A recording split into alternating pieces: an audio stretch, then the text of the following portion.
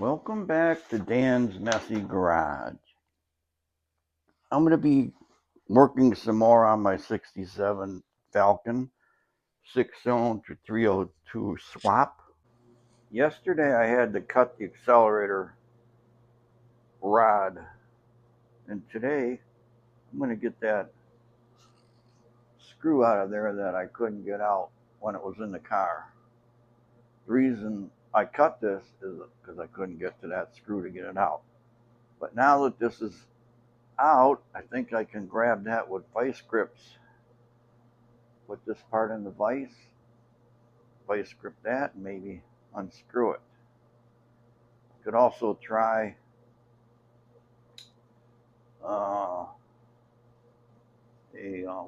impact driver on that. Maybe I'll try that first.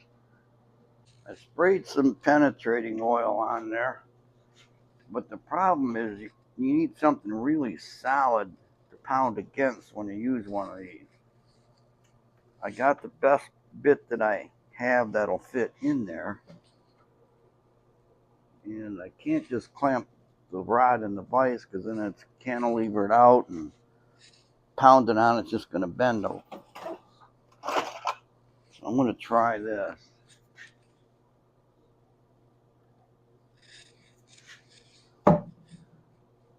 There's just no good way to grab it in the vise there.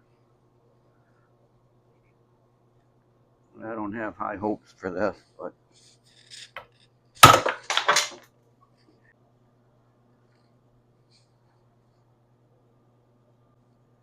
I don't think it turned.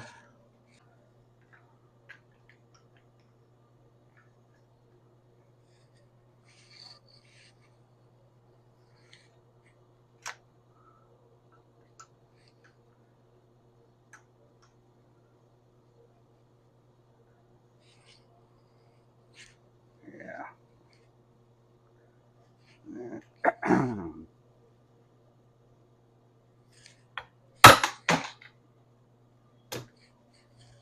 The thing is, I can't get the vise around here. Can't just put a socket on it because it's got this bracket here.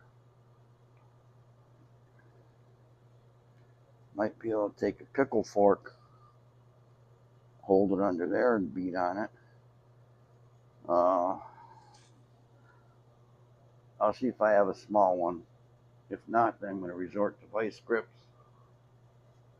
And if vice grips don't work, cutoff wheel will work. Couldn't find my pickle fork. I got vice grips locked on there. That might be enough to do it. In fact, I'm going to use a combination of vice grips, and this is a screwdriver. See if I can twist and yank on this at the same time. Oh, hey, it moved. Yeah.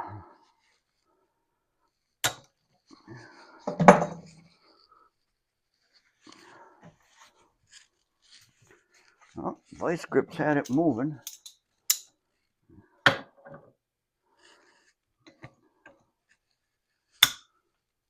Yep. Yeah, it's unscrewing.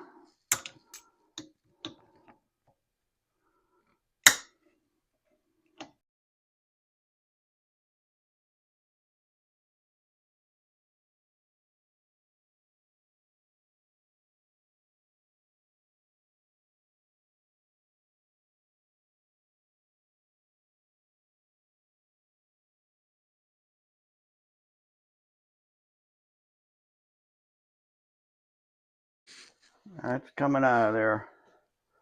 Another thing I could have done, maybe, is slit it and then put regular flat blade screwdriver in there. But it's loose enough that I can use this now.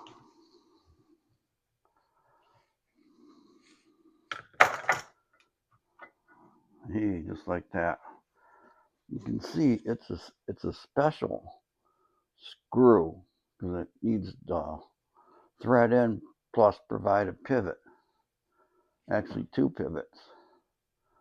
It's got this shoulder up by the top of the screw. Goes in that bigger hole. And the end of it here goes in the other hole to supply the pivot. And it threads into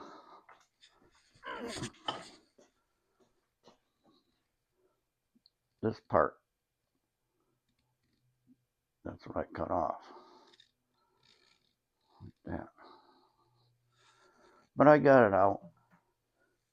Now to move on to something else. The 6-cylinder that I pulled out of here is going to be going into a 1960 Falcon. That's a future project, and it'll be coming up soon. So there's a chance that I'm going to need to use this accelerator pedal assembly in that 1960. I remember when I put this engine in here with the tri-power setup, I may have had to twist or bend the blade on this linkage to get it to work correctly. And what I'm going to probably do or should do is weld this back together. Now, if you remember, I put a scratch on here. Let me zoom in on it. Before I cut it, I put like a little groove. So I have a way to clock this when I weld it back together. Now, let's talk about welding two things like that back together. All right, you have two pieces of like that round steel. There's a piece here, and here's the other piece. You're going to weld them together. Now you probably just, buzz it around here, all the way around the part, grind it off. When you do that, what you're left with is a weak joint. Because the only penetration you have after you grind these welds off is that little bit in here. A couple better ways to do it. One, you take each part and you grind points on them. Kind of like a chamfer or a cone shape. Hold them together, and then when you weld it, you're welding this whole thing in. And you can even build it up higher. And when you grind that down, you're left with a nice, strong joint. Another way to do it, like I have mine like this, and I've got mark across here to line it up. To maintain that relationship and do something like this, what I can do is line that up, tack weld it there and there. Okay, it's held together. Now you take a grinder and you grind all this out of here. Like just grind a big notch in there on both sides. You flip that over, and then you grind like a big notch on that side. Weld that up, and you end up with something like this from something that needs to be in line like that. What I have are some magnets. I got a magnet holding that part, and these two magnets are holding that thing in the correct spot. That's right there. It's like perfect. So I'm going to zap weld that right on my mark. Flip it over and zap weld it again. And then I'll be able to grind away the sides and weld the late on it. I gave that a couple of welds to hold it. Now I'm going to grind a lot of this away. Big giant notch down to the center. Weld all that up. Turn it over. Grind all that away. Big notch to the center. Weld that all up. And just keep doing that until I have a nice solid piece. And you can grind all the welds off the outside and make it look pretty if you want. But that's going to be very strong.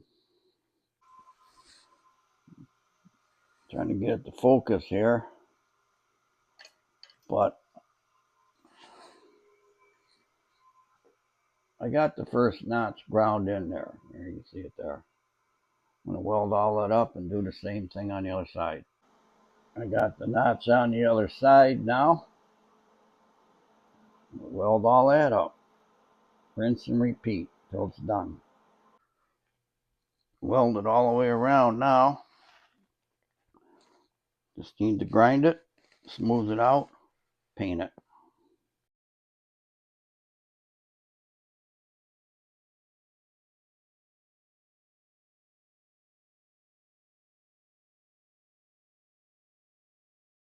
I can't get all the way around that with my bench grinder, so I'm going to have to shove this in the vise and take my flap wheel grinder and smooth it out.